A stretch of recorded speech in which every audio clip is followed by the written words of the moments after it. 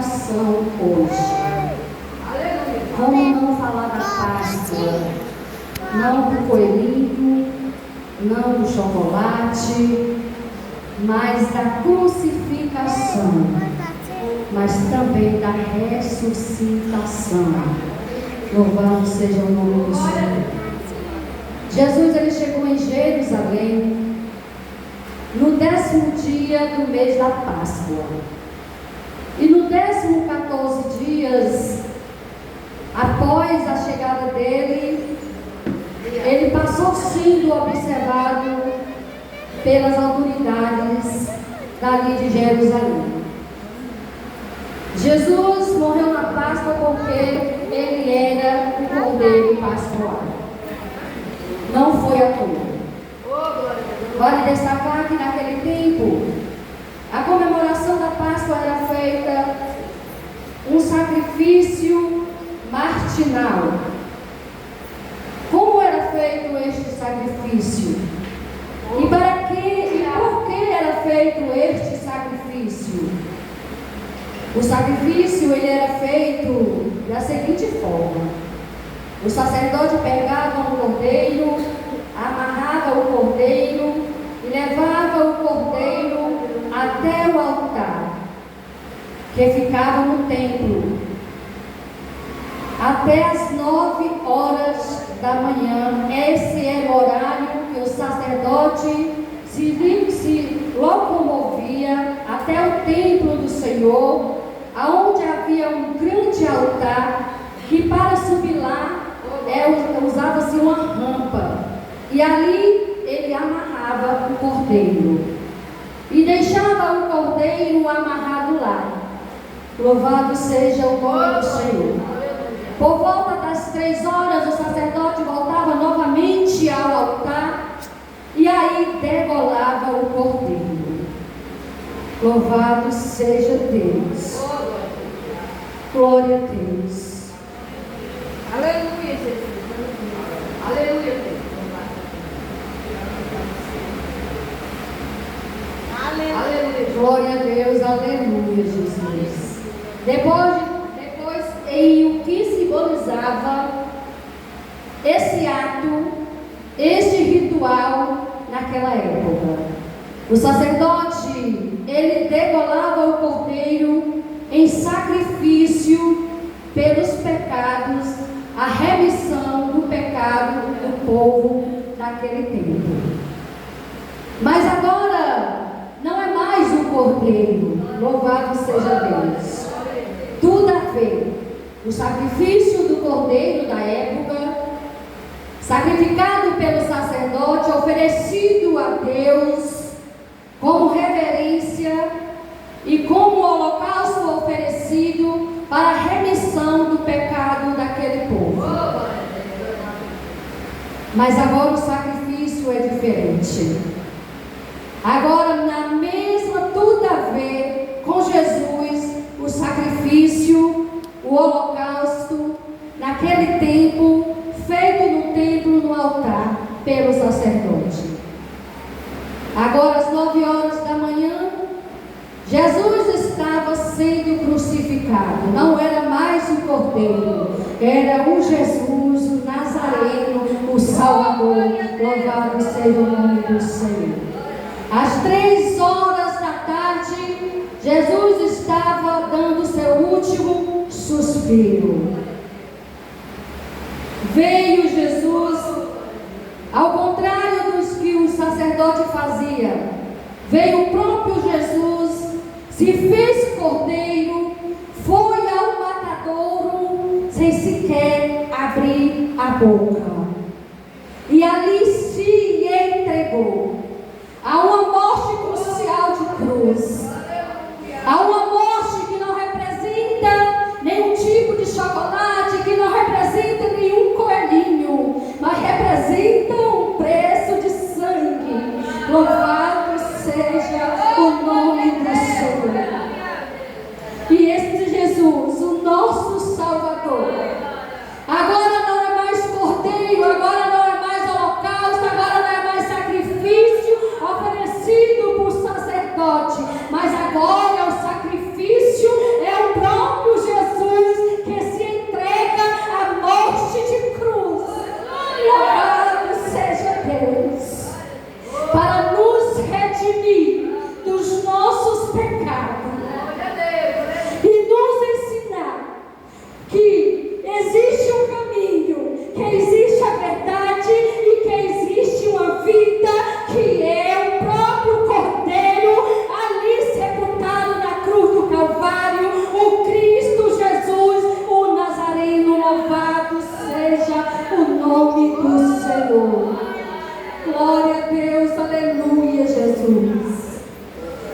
peço que a igreja abra vossas Bíblias em Mateus capítulo 26, a partir de 36 adiante. Oh, glória a Jesus, aleluia. Oh, meu Deus.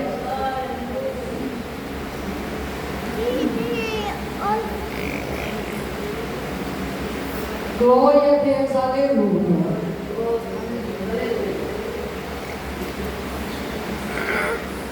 Aleluia. Que diz assim a palavra do Senhor. Todos encontraram? 36. Jesus no Getsemane. Em seguida foi Jesus com eles a um lugar chamado Getsemane e disse a seus discípulos: assentai-vos aqui, enquanto eu vou ali orar. Levando consigo a Pedro e os dois filhos de Zebedeu, começou a entristecer-se e a angustiar-se. Então lhes disse: a minha alma está profundamente triste até a morte. Ficai aqui e vigiai comigo. Adiantando-se um pouco, prostrou-se sobre o seu rosto, orando e dizendo: meu Pai, se possível, passa de mim este cálice.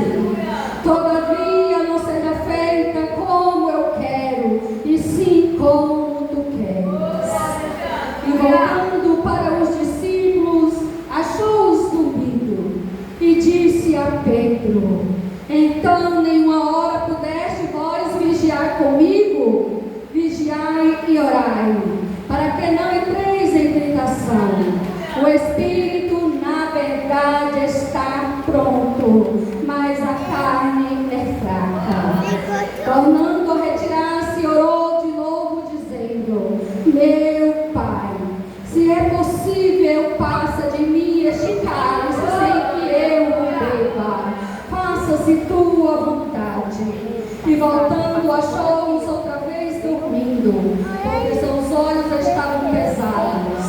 Deixando-os novamente, foi orar pela terceira vez, repetindo as mesmas palavras. Então voltou para os discípulos e lhe disse: ainda dormes e repousais? Eis que é chegada a hora, e o Filho do Homem está sendo entregue nas mãos de pecadores. Levantai-vos, vamos, eis que o traidor se aproxima. Louvado seja o nome do Senhor. A irmã já orou por mim, eu quero orar pela palavra do Senhor. Soberano é Cristo, papaizinho do céu. Aqui está a tua palavra, aqui está a tua igreja, aqui está a tua serva. Oh Jesus, assim como o Senhor usou de misericórdia na cruz do Calvário, para nos redimir dos nossos erros, para nos redimir das nossas mazelas, assim também te peço, Senhor, usa de misericórdia e de graça para comigo. Oh Jesus amado, me dá unção na tua palavra. Não é a palavra da pregadora, é a tua palavra. Usa de misericórdia, me capacita, unge, me consagra, Jesus, para teu santo serviço. Oh Paizinho do céu, eis-me aqui, Jesus, para fazer a tua vontade, somente a tua vontade. Oh Espírito Santo, meu amigo, meu companheiro, meu consolador, fica aqui comigo. Me ajuda, Espírito Santo, me ajuda, Espírito Santo. Assim eu creio que tua palavra vai encontrar morada nos corações. Não o que eu falo, mas o que tua palavra diz. Oh Espírito Santo, visita os corações, vai abrir as portas,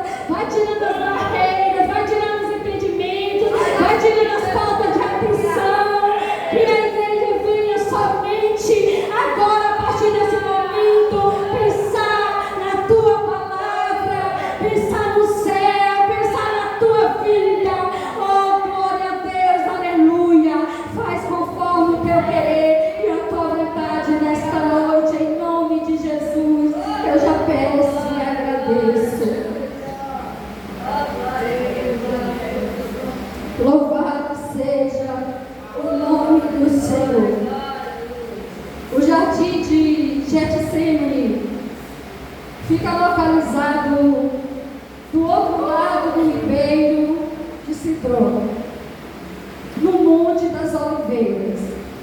Provavelmente recebeu este nome por causa da abundância de oliveiras existentes naquele lugar. Lá em oração, Jesus travou sua maior batalha espiritual. Foi lá que ele começou a se entristecer, a se angustiar e disse: a minha alma está profundamente triste até a morte.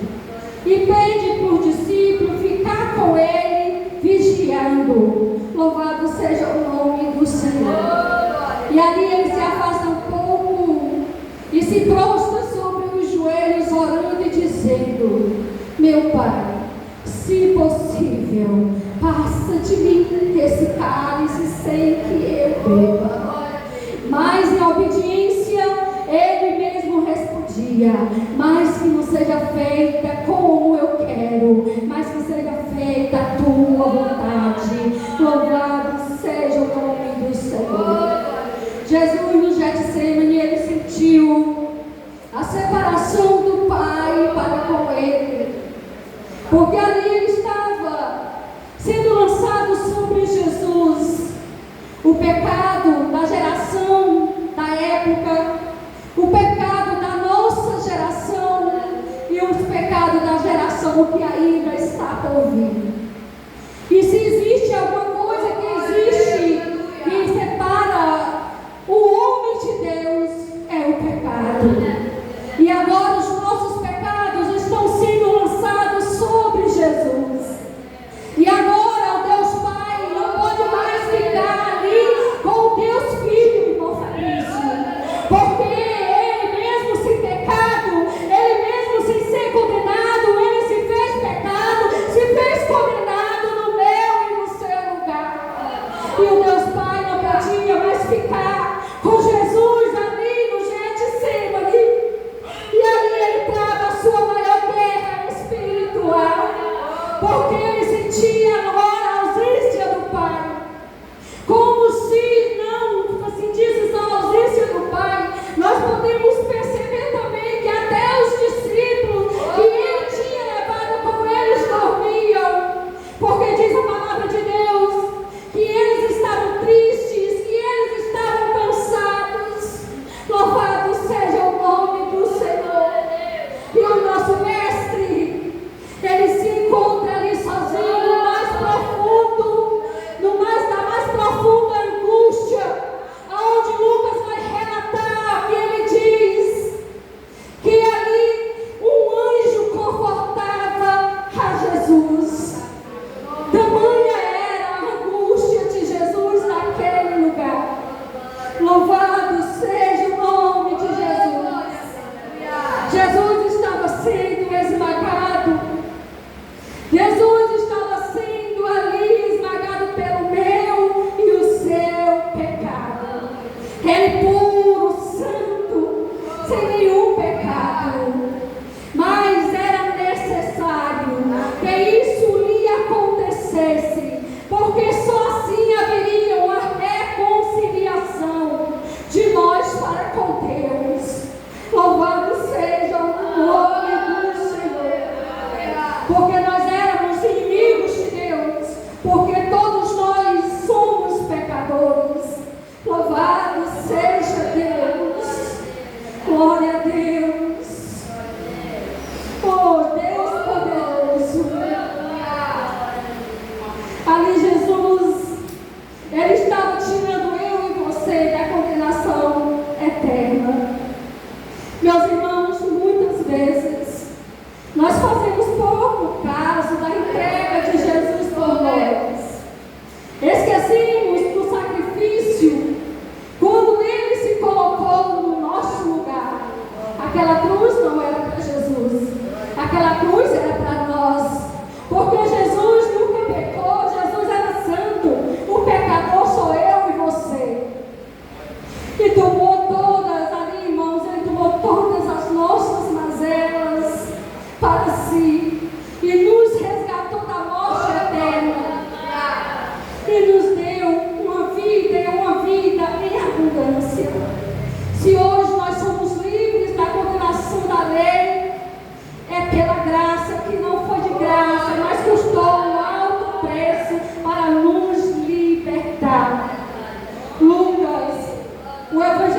evangelista e também médico, ele vai falar mais detalhadamente sobre o Getsemane de Jesus. E ele vai ali relatar o transpirar de sangue de Jesus. O que fez Jesus transpirar sangue? A angústia. Ali, a forma que ele estava se encontrando, isolado do Pai, o meu e o seu pecado, esmagando o Mestre. Jesus chegou ali no Getsemane, como relata o evangelista Lucas, que ele transpirou sangue enquanto orava. E aquele sangue se misturava como bolinhas na terra. Louvado seja o nome do Senhor. E com o rosto ali prostrado sobre os joelhos, transpirando sangue na angústia, Jesus suportou uma angústia tão grande que nenhum homem suportaria passar o que Jesus passou. Só para vocês terem uma noção de tal sofrimento, eu trouxe aqui a descrição dos sofrimentos físicos de Jesus Cristo, que é um relato que foi escrito pelo médico francês chamado Dr. Barbet. Eu peço a atenção da igreja, não sei se eu já li aqui esse relato alguma vez, mas eu já li em algumas congregações, em datas como estas, e eu peço a atenção da igreja porque é bastante sofredor. Eu nem sei se eu vou conseguir ler direito, mas eu peço a compreensão, a atenção, que a igreja, se possível, feche os olhos, se ligue somente nas palavras que eu vou pronunciar, através dessa descrição desse médico francês, mas todo respaldado na palavra do Senhor. Louvado seja Deus. E começa-se assim, no Getsemane, Lucas 22, 44. Jesus entrou em agonia no Getsemane e o seu suor tornou-se como gotas de sangue a escorrer pela terra. O único evangelista que relata o fato é o médico Lucas, e o faz com a decisão de um clínico. O suor sangue ou hematidrose é um fenômeno raríssimo. É produzido em uma condição excepcional. Para provocá-lo é necessário uma fraqueza física acompanhada de um abatimento moral violento, causado por uma profunda emoção com um grande medo. O terror, o susto, a angústia terrível de sentir-se carregando todos os pecados dos homens deve ter esmagado Jesus. Tal tensão extrema produz o rompimento das finíssimas veias capilares que estão sob as glândulas sudoríparas. O sangue se mistura ao suor e se concentra sobre a pele e então escorre por todo o corpo até a terra. A flagelação e a coroação de espinhos se encontra em Lucas 23, a partir do 1 até o 25, em João 19, a partir do 1 até o 17. Conhecemos a farsa do processo preparado pelo Sinédrio hebraico, o envio de Jesus a Pilatos e o desempate entre o procurador romano e Herodes. Pilatos cede e então ordena a flagelação de Jesus.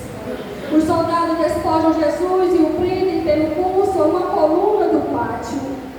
A flagelação se efetua como tiro de couros múltiplas, sobre as quais são fixadas bolinhas de chumbo e de pequenos ossos. Os carrascos devem ter sido 2, um de cada lado e de diferentes estaturas. Golpeiam com chibatada a pele, já alterada por milhões de microscópias, hemorragias de suor. A pele se dilacera e se rompe, o sangue espirra. A cada golpe, Jesus reage em um sobressalto de dor. As forças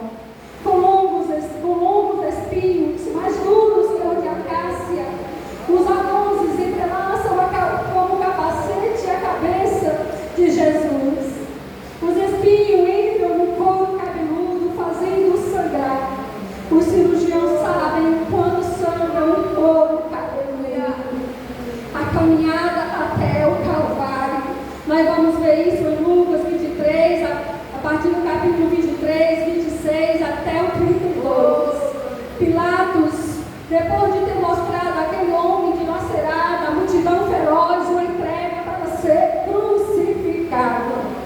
Coloca sobre os ombros de Jesus o grande horizontal da cruz, o braço horizontal da cruz. Pesa uns 50 quilos. A estaca vertical já está plantada sobre o Calvário. Jesus caminha com os pés descalços pelas ruas e terrenos irregulares, cheias de pedregulho. Os soldados puxam com as cordas. O percurso é a cerca de quase 600 metros. Jesus, fatigado, arrasta um pé, depois o outro, frequentemente cai sobre os joelhos. E os ombros de Jesus estão cobertos de chagas. Quando ele cai por terra, a viga lhe escapa, escorrega e esfola o bolso. Finalmente, para ganhar tempo, o soldado escolhe um homem na multidão chamado Simão, que vinha do campo, lhe puseram-lhe a estaca sobre as costas para que eu levasse após Jesus. A crucificação. Sobre o Calvário tem início a crucificação. Os carrascos despojam o condenado, mas a sua túnica está colada nas chagas e tiraram-lhe produz dor atroz. Quem já tirou uma atadura de gases e uma ferida percebe do que se trata. Cada fio de tecido adere à carne viva. Ao levar a túnica, se dilaceram as terminações nervosas, possam ser descobertas por chagas. Os carrascos vão para o chão violento. Há um risco de toda aquela dor provocar uma síncope. Mas ainda não é o fim. O sangue começa a escorrer. Jesus é deitado de costas. As suas chagas se encostam de pó e pedregulho. Depositam sobre o braço horizontal da cruz. Os algozes tomam as medidas com uma broca. É feito um furo na madeira para facilitar a penetração dos pregos. Os carrascos pegam um prego longo, pontiagudo e quadrado, apoiam sobre o pulso de Jesus. E com golpe certeiro de martelo plantam e rebatem sobre a madeira. Jesus deve ter contraído o rosto assustadoramente. O nervo mediano foi lesado. Pode-se imaginar aquilo que Jesus deve ter provado. Uma dor lacinante, agudíssima, que se difundiu pelos dedos e se espalhou pelos ombros, atingindo o cérebro. A dor mais insuportável que um homem pode provar. Ou seja, aquela pobresita, aquela lesão dos grandes troncos nervosos, provoca uma síndrome e faz perder a consciência. Em Jesus não. O nervo destruído só em parte. A lesão do tronco nervoso permanece em contato com o prego. Quando o corpo for suspenso na cruz, o nervo se esticará fortemente como uma corda de violino esticada sob a cabeça. A cada solavanco, a cada movimento vibrará, despertando dores dilacerantes. O suplício que durará horas. O carrasco e o seu ajudante empunham a extremidade da trava. Elevam Jesus, colocando o primeiro sentado, depois em pé, consequentemente fazendo tombar para trás e encostando na estaca vertical. Depois, rapidamente, encaixa o braço horizontal da cruz sobre a estaca vertical. Os ombros da vítima dolorosamente sobre a madeira. As pontas cortantes da grande coroa de espinho penetram no crânio. A cabeça de Jesus inclina-se para a frente, uma vez que o diâmetro da coroa o impede de apoiar-se na madeira. Cada vez que o mestre começam as pontadas agudas de dor, pregam-lhe os pés. Jesus tem sede, não bebeu desde a tarde anterior. Seu corpo é uma máscara de sangue, a boca está semiaberta e o lábio inferior começa a arder. A garganta seca e queima, mas ele não pode engolir. Tem sede. Um soldado estendido sobre a ponta de uma vara, uma esponja embebida em uma bebida ácida, em uso entre os militares. Tudo aquilo é uma tortura atroz. Um estranho fenômeno se produz no corpo de Jesus. Os músculos dos braços se enrijecem em uma contração que vai se acentuando. Os deltoides, os bíceps, esticados e levantados, dedos se curvam. É como o que acontece a alguém ferido de tétano. Aí isso é que os médicos chamam de tetania. Quando os sintomas se generalizam, os músculos do abdômen se enrijecem em ondas imóveis. Em seguida, aqueles entre as costelas, o do pescoço e os respiratórios. A inspiração se faz pouco a pouco mais curta. O ar entra com o cílio, mas não consegue mais sair. Jesus respira com o ápice dos pulmões. Tem sede de ar, como um asmático em plena crise. Seu rosto pálido, pouco a pouco, se torna vermelho. Depois se transforma em violeta purpúrea e enfim cianídrico. Jesus é envolvido pela asfixia. Os pulmões cheios de ar não podem mais esvaziar-se. A fronte impregnada de suor, os olhos saem fora de órbita. Louvado seja Deus. Mas o que acontece? Lentamente, com um esforço sobre-humano, Jesus toma um ponto de apoio sobre o prego dos pés.